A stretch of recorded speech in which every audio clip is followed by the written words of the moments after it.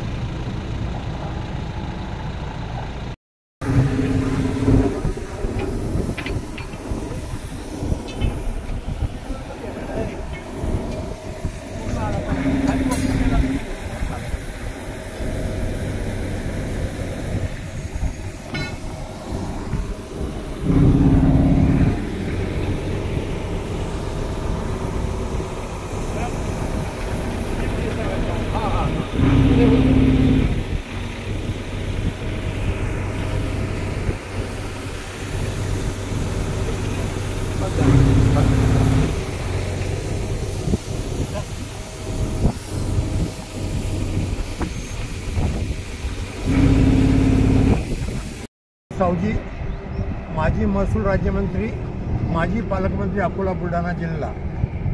आज 25 जून 2024 आम्ही आहे हिंदू हृदय सम्राट बाळासाहेब ठाकरे समृद्धी महामार्गावर। आज आमच्या सोबत किनगाव राज्याचे ठाणेदार आणि नरोडे आणि आमचे युवकांचे नेते मनोज कांडे आणि काही पत्रकार मंडळीसुद्धा आहे. इथे याच्यासाठी आलो आम्ही. या पुलावर 5 डॅमेज एकाच पुलावर आहे आणि एकाच पुलावर 5 डॅमेजेस कसे होतात आणि याच्यामध्ये अनेक लोकांचा जीवितवाला हानी झालेली आहे. या रस्त्याला पूर्ण 800 किलोमीटरला माझी माहिती अशी आहे 55,000 कोटी रुपये खर्च झालेला आहे. 1 किलोमीटरला किती होते याचा अंदाज काढा. आणि नागपूर ते मुंबई 800 किलोमीटर रस्ता आहे फक्त. या 800 किलोमीटरच्या रस्त्याला उद्घाटन माननीय पंतप्रधान नरेंद्रजी मोदी यांनी केलं. पहिल्यांदा याची ट्रायल घेतली मुख्यमंत्री आणि उपमुख्यमंत्र्यांनी. त्याच्यानंतर याच्यावर जी अपघाताची मालिका सुरू झाली. 200-300 लोकांच्या वर मृत्युमुखी पडले. माझी PSOकडे मागणी अशी केली मी कैफियतमध्ये, ज्यांच्यामुळे हे अपघात झाले यांच्यावर मनुष्यवधाचा गुन्हा दाखल झाला पाहिजे आणि ज्या लोकांमुळे हे भ्रष्टाचारी काम झालं यांच्यावर भ्रष्टाचाराचे गुन्हे दाखल करून यांना हटकड्या लावाव्या आणि यांच्याकडून पैसा वसूल करावा. आज मी पोलीस स्टेशन अधिकाऱ्यांचे धन्यवाद देतो. या विभागाच्या DYSP मनीषा कदम ह्या येणार होत्या, पण यांना सांगितलं. खरोखर पोलीस स्टेशननी खूप सहकार्य केलं आणि त्यांच्या लक्षात आलं की हे काही बरोबर काम नाही आहे. आपण जिथे उभं आहे त्याच्या आधी बीबीच्या हद्दीमध्ये एवढा पाय जाईल एवढा असा खड्डा पडलेला आहे. पण पत्रकारसुद्धा आले, त्यांनी सहकार्य केलं, त्यांनाही धन्यवाद देतो. आणि आज मला सर्व TV चॅनलचे फोन आले की ही बातमी आम्हाला पाठवा, त्यांनाही मी धन्यवाद देतो. धन्यवाद.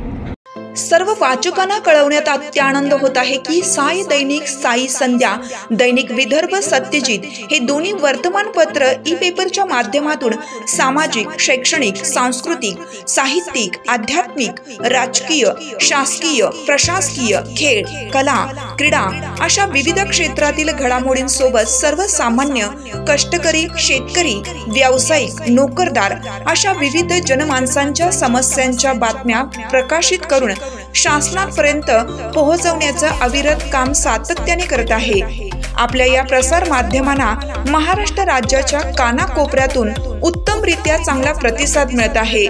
कविता, लेख, धार्मिक साहित्य यांच्या माध्यमातून देखील धार्मिक संस्कृतीचं जतन केलं जात आहे. वाचकांकडून चांगला प्रतिसाद मिळत असून याचबरोबर दैनिक Vidarbha Satyajit YouTube news channel व दैनिक विदर्भ सत्यजित न्यूज पोर्टल हे प्रसार माध्यम सुद्धा सुरू आहे. हे सर्व समस्त वाचक, जाहिरातदार, बंधू भगिनी आणि आमचे प्रतिनिधी व संपादक मंडळाच्या सहकार्यामुळे शक्य होत आहे.